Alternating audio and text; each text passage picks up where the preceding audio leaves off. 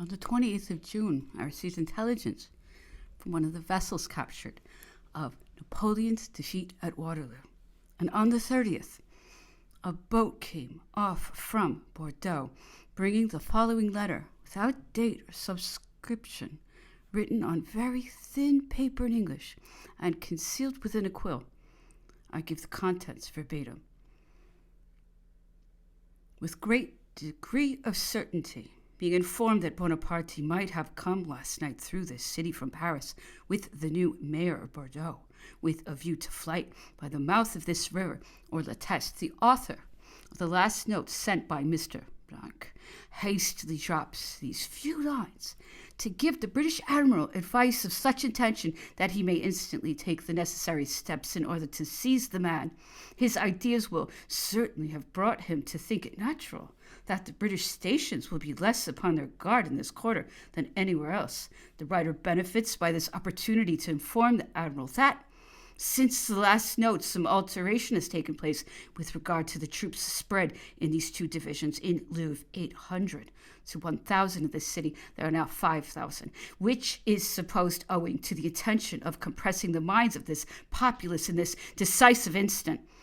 It is supposed the British Admiral is already informed of the grand army being totally defeated and destroyed, the abdication of Bonaparte, etc., and the arrival of the Allies near the capital.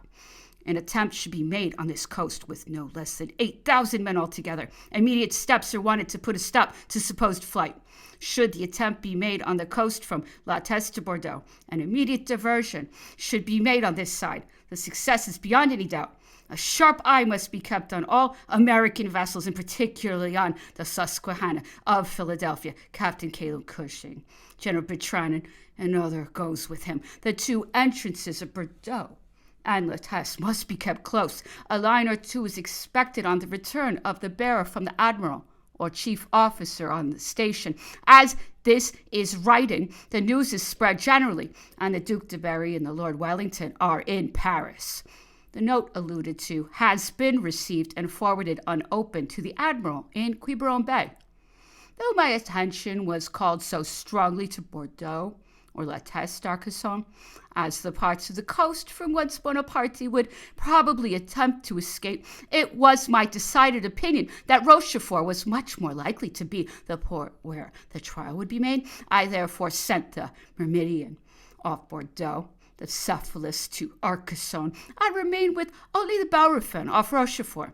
From this period until my return to England, the ship was never by day or night more than 3 miles from the land.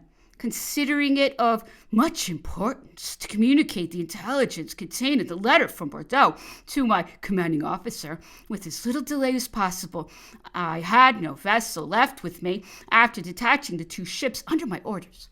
I sent the Bellerophon barge under the charge of a lieutenant with directions to endeavor to join some one of the cruisers stationed off the Ile Dieu. I gave him an order addressed to the captain of any of His Majesty's ships he might fall in with, to proceed without loss of time to join the admiral in Quiberon Bay, with the dispatch accompanying it.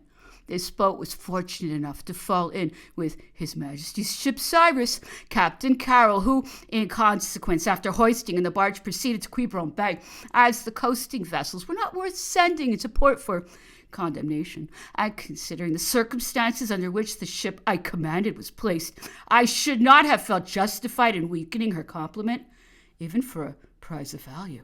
I was in the habit of using such captures as marks for the men to practice firing at. The Cephalus had a chasse-maree in tow for that purpose when the letter inserted above was received, and I detached her so shortly afterwards that Captain Fourneau had no opportunity of destroying her, but was obliged to cast her off. After he had left me some time, I observed the vessel drifting to sea and determined to run down and sink her. While approaching her in this view, I was sweeping the horizon with my glass when I discovered at a considerable distance a small white speck on the water, which had the appearance of a child's boat with paper sails, but I could plainly perceive something that had motion in it. And after firing on and destroying the chasse-maree, I stood towards the object which had engaged my attention, and found it to be a small punt about 8 feet long, flat-bottomed, and shaped more like a butcher's tray than a boat. In it were a young man about 18 years of age and a boy about 12, who had got into the punt to amuse themselves, and happening to lose one of their oars were drifted to sea. They had been 36 hours without refreshment of any kind, and with only one oar and a bit of board, which they had formed into something like another. They were quite exhausted with fatigue, and their hands very much blistered. When we picked them up, there was a strong breeze blowing off the land, so that there cannot be doubt, had not Providence sent us to their assistance, they must have perished. I kept the boys on board 2 or 3 days for the purpose of recruiting their strength, and then landed them with the punt close to their village, to the great joy and wonder of their parents and countrymen.